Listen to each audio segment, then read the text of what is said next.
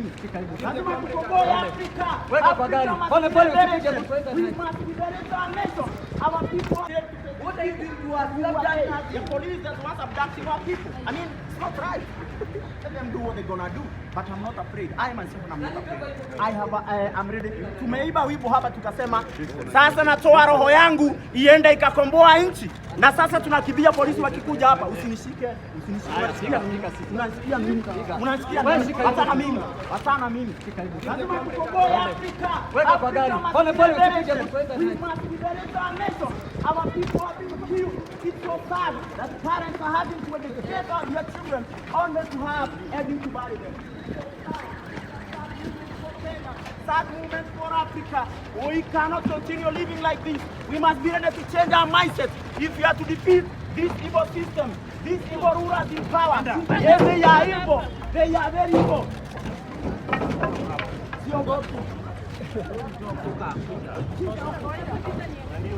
I'm ready to die for Africa. Africa must be free. Africans, we must unite. Africa, we must remove dictators from power. Dictators have no place in the societies of today. They must be removed from power.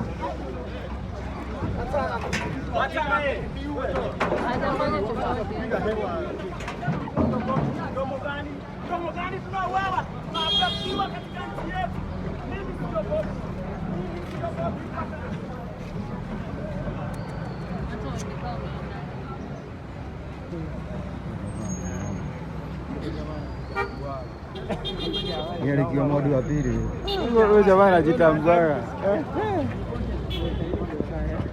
Bwana twala yuko. Na ataajiriwa tu. Hata ndani ya pesa sasa kushiko hivyo. Sasa amepata. Wewe ndani ya pesa.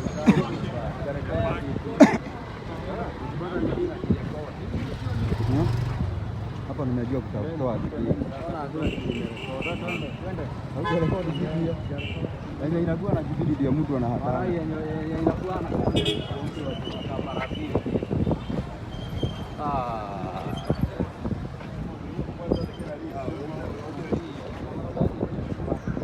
hiyo ni makeup, hiyo ni very keen.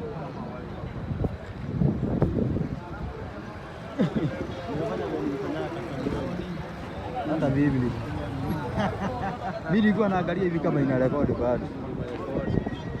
Acha mimi tu nimefika tu kule nikadhani jamaa kashiko huyu. Ona. Ndio hii. Huyu. Ile Diana. Sasa inafaa kuende hivi.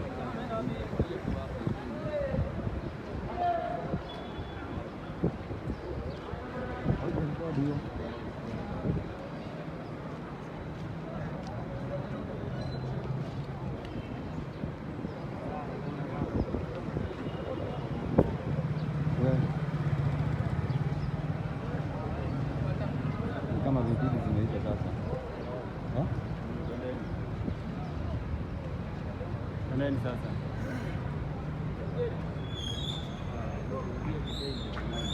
Kamjoro umeipata? Si ndio, nimeikapsa vizuri. Mimi nimeipanda.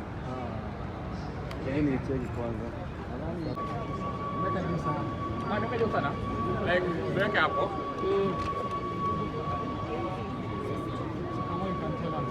Okay, so we are here. I think it's a very sad moment for us because of our brothers who have been abducted by the state. Because it's the state that has abducted them. The police have denied the responsibility for abducting our people. But if it is not the police who abducted our people, then who it is? And if the police cannot arrest and apprehend those who are abducting our people, then it means one thing: the police have failed us. Where abduction, let me say one thing: it is a horror, a terrible horror that we should not normalize. As Kenyans, we have normalized very many things like corruption, the killing of our people, so many injustices in this country. We've seen them happen every day, every single day. But we have normalized them. It is very sad that we have normalized these things without holding our leaders into account.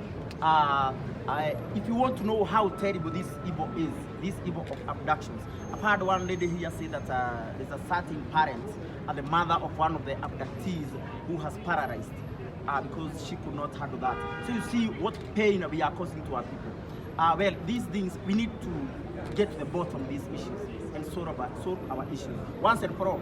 I don't know why we should always be coming to the streets, then we go back and we leave our problems unattended to. I mean, they are not solved. We are not achieving anything with our protests. I don't know why. I don't know whether it is we do not have the faith that we can remove these people and replace them with honest men. Because I think our country has been hijacked by criminals who are in power. They are murderers, they are thieves, they are liars, and this is the stuff of politicians. And it is their nature to lie. Yes. And so we are victims of so many years of lies and failed promises. 60 years, more than 60 years of lies and failed promises. So unless we unite against the political class, this country will not be free. Yes. Another thing I have realized about this country, as I've been going out in my struggles, is about the issue of tribalism.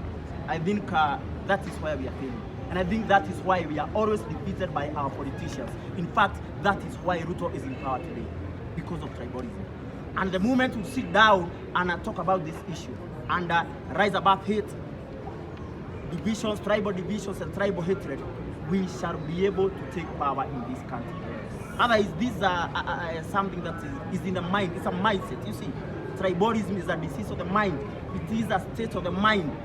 It is something ingrained in us. And I think this thing we inherited from the colonialists. The colonialists are the ones who use tribalism to divide Africans for easy colonization and exploitation of Africans in their own land. Till today, we see tribalism reigning supreme in this country. We have never been able to solve the issue of tribalism. And I'll tell you this for sure, that these problems will keep recurring.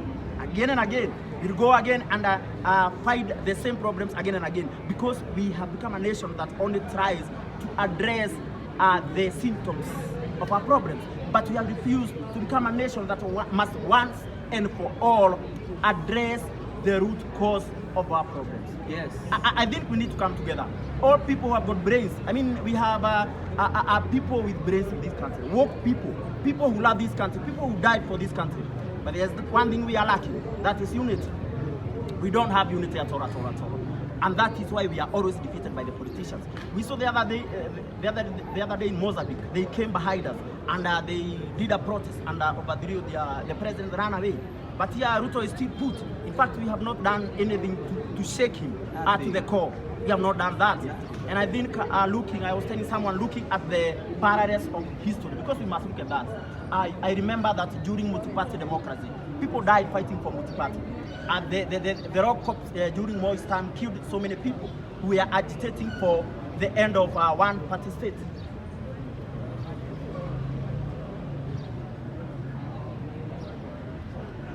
One-party state. And so after that, people did unite. There was a very strong unity of purpose in this country. That's when Ford was born.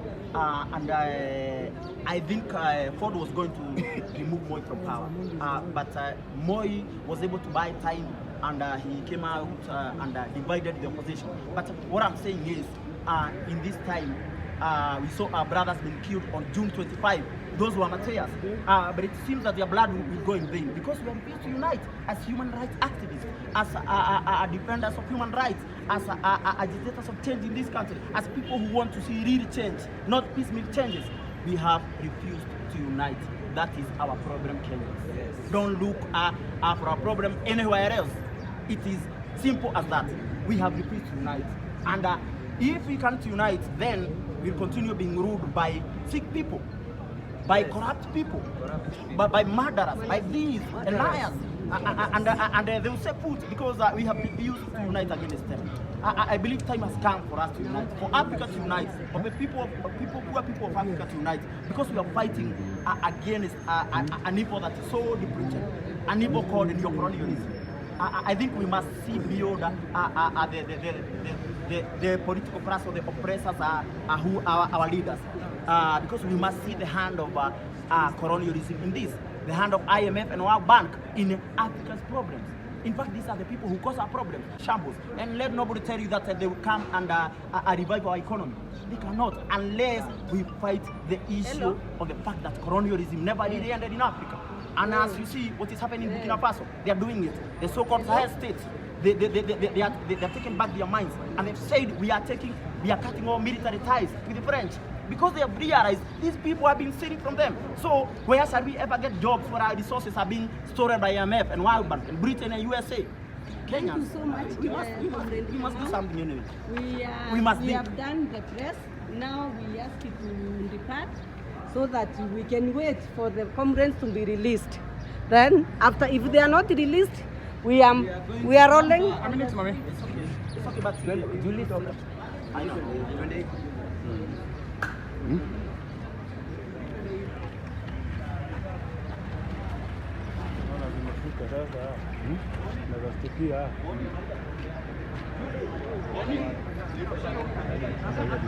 Huyu anaeleweka.